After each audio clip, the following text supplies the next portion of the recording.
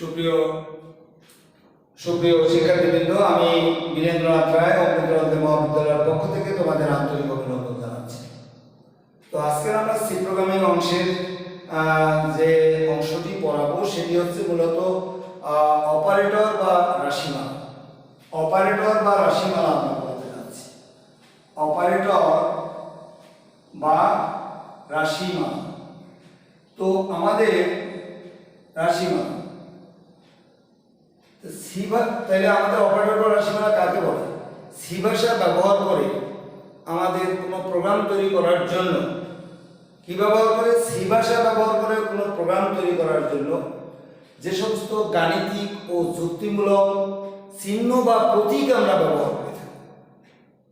আবার বলি, যেহেতু ইম্পর্টেন্ট, তো আমরা বলছি সি ভাষা ব্যবহার করে প্রোগ্রাম তৈরি করার জন্য আমরা যে গাণিতিক ও যুক্তিমূলক চিহ্ন বা প্রতীক ব্যবহার করে থাকি তাদেরকে অপারেটর বা রাশিমালা আমরা বলে থাকি।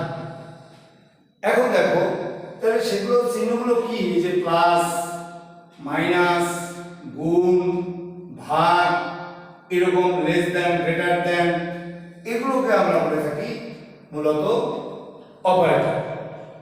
এখন দেখো, এবার হচ্ছে অপারেন্ট। অপারেন্ট অপারেন্টটা কি?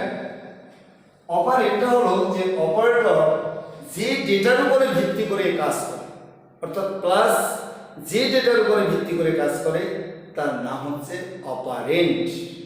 মনে রাখতে হবে, আমাদের এই অপারেটর এবং অপারেন্ট এই দুটো জিনিস মেনলি আমাদের কাজে লাগবে, বিভিন্ন জায়গায় দেখতে পাবে এরপরে। এখন দেখো, এই যে অপারেটরকে আমরা বিভিন্ন ভাগে আমরা ভাগ করতে পারি।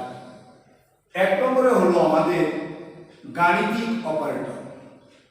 গাণিতিক অপারেটর অপারেটর তারপরে দুই নম্বরে হলো সম্পর্কযুক্ত অপারেটর, যুক্ত অপারেটর,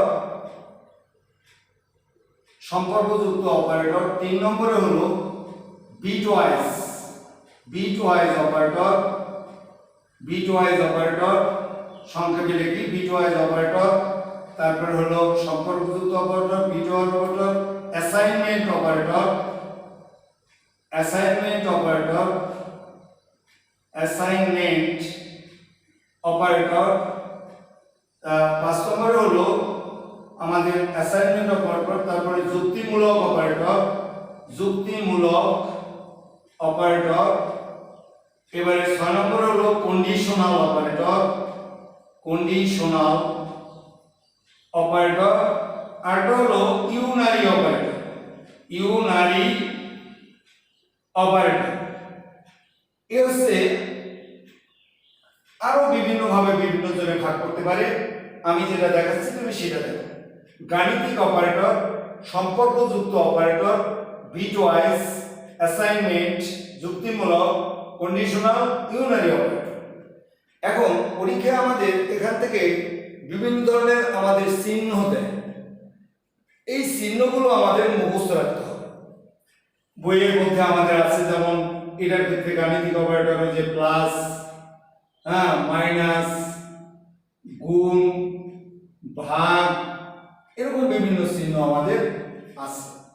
সম্পর্কযুক্ত অপারেটরে যেমন এই less than, greater than, less or equal, তারপরে greater or equal, less or equal, এবারে সমান সমান চিহ্ন, এই যে এগুলো হলো সম্পর্কযুক্ত অপারেটর। এবারে বিটওয়াইজ অপারেটর, যেমন দেখো এই যে এইটার নাম হলো অর, এটার নাম হলো এন্ড, এটার নাম হলো নট, অর এন্ড নট, এরকম ইত্যাদি বিভিন্ন চিহ্ন আমরা ব্যবহার করে থাকি। এগুলো বই থেকে তোমাকে দেখে নিতে হবে, এগুলো পরীক্ষায় দেয়, মুখস্থ রাখতে হবে। এবারে অ্যাসাইনমেন্ট অপারেটর, যেমন দেখো plus, plus equal to, minus equal to, এবারে স্টার ইকুয়াল টু, ভাগ ইকুয়াল টু, এরকম বিভিন্ন চিহ্ন ইত্যাদি ইত্যাদি। এখানে কিন্তু আমি ইত্যাদি লিখে দিলাম, সবাই বই থেকে এগুলো আরো দেখে নেবা সুন্দর করে ইত্যাদি এগুলো ব্যবহার করে থাকি। আমাদের দেখো এরকম আমরা যুক্তিমূলক অপারেটর যেমন এরকম এই দুটো টার্ম অর, এবারে হলো এন্ড, এই যে দুটো হ্যাঁ এই অর এন্ড নট, এই যে এরকম নট ইত্যাদি এগুলো আমরা ব্যবহার করে থাকি। এগুলো হলো যুক্তিমূলক operator or and not. Conditional operator এরকম প্রশ্নবোধক চিহ্ন দিয়ে এরকম আমরা প্রকাশ করে থাকি। ইউনারি অপারেটর, এই যে ইউনারি অপারেটর এটা নিয়ে আমরা এখন ব্যাখ্যা দেব। তাহলে মনে থাকে যেন শিক্ষার্থীরা সবাই এই অপারেটরগুলো বই থেকে আরো সুন্দর করে সবাই দেখবা, বারবার এগুলো মুখস্থ করবা, কারণ এর যে কোনো চিহ্ন পরীক্ষায় আমাদের দিয়ে দেয় এটি কোন ধরনের অপারেটর নির্দেশ করে। তো আমাদের দেখো আমরা এখন ইউনারি অপারেটর নিয়ে পড়াবো। তো ইউনারি অপারেটর আমাদের ইউনারি অপারেটর দেখো ইউনারি অপারেটরটা খুব বেশি ইম্পর্টেন্ট। ইউনারি অপারেটর এমসিকিউ আসে সেটা দিয়ে। ইউনারি অপারেটরটা কি দেখো, তো ইউনারি অপারেটরটা হচ্ছে যেমন আমরা ইউনারি অপারেটরের উদাহরণ যেমন ডাবল প্লাস, ডাবল মাইনাস, এগুলো হলো সব ইউনারি অপারেটর, জেনারেল না। ইউনারি অপারেটর হচ্ছে মূলত দুই প্রকার। একটা হলো এক নম্বর হলো ইনক্রিমেন্টাল অপারেটর,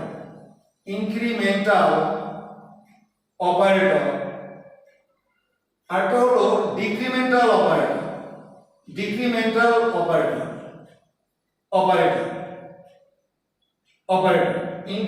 অপারেটর আর একটা হলো ডিক্রিমেন্টাল অপারেটর। তাহলে ইনক্রিমেন্টাল অপারেটর মূলত কাকে বলে?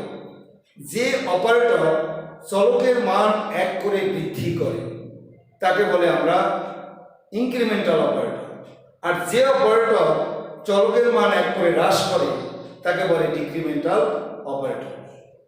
এখন এই ইনক্রিমেন্টাল অপারেটরের আবার ক্লাসিফিকেশন আছে। দেখো ইনক্রিমেন্টাল অপারেটরে এই ইনক্রিমেন্টাল অপারেটর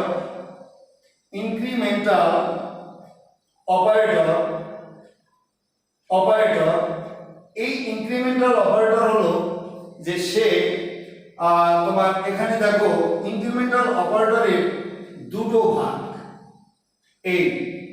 একটি হলো প্রেফিক্স আর একটা হলো পোস্টফিক্স। প্রেফিক্সকে আমরা কি দিয়ে প্রকাশ করি দেখো, যেমন ডাবল প্লাস আই, এটি প্রেফিক্স। পোস্টফিক্স হচ্ছে আই ডাবল প্লাস। তাহলে কি সুন্দর জিনিস দেখো, ইনক্রিমেন্টাল অপারেটর থেকে আমরা দুটো সেকশনে চলে আসছি। একটি হলো প্রেফিক্স আর একটি হচ্ছে আমার পোস্টফিক্স। প্রেফিক্সে হলো ডাবল প্লাস আই আর পোস্টফিক্সে হচ্ছে আই ডাবল প্লাস। এখন দেখো এই আই ডাবল প্লাস আই এর অর্থ কি? I equal to I plus 1, অর্থ হচ্ছে I equal to I plus 1। এর অর্থ হচ্ছে I equal to I plus 1। এখন একজন স্টুডেন্ট প্রশ্ন করলো, স্যার এ কি লিখে? এটার চিহ্ন আর এটার চিহ্ন বললাম যে হ্যাঁ এটা ভিন্ন। প্রেফিক্সকে এত দিয়ে প্রকাশ করে, পোস্টফিক্সকে এত দিয়ে প্রকাশ করে, মেনে নিলাম। কিন্তু আপনি যখন এখানে চলে আসছেন I equal to I plus 1, এটাও I equal to I plus 1, এখানে আমি আর মানতে পারলাম না। হ্যাঁ, এবার মনে রাখতে হবে যে এইখানে হলো যে এখান থেকে যখন আমরা প্রোগ্রাম দিয়ে দেখাবো, অনেক প্রোগ্রাম করার পরে আমরা প্রেফিক্স পোস্টফিক্স দিয়ে দেখাবো প্রোগ্রাম। এখন আপাতত এইটুকু দেখতে হবে, ওখানে না বুঝালে তুমি বুঝতে পারবে। তো সেক্ষেত্রে দেখো এখানে প্রথম অপারেটর সে নূতন মান গ্রহণ করে।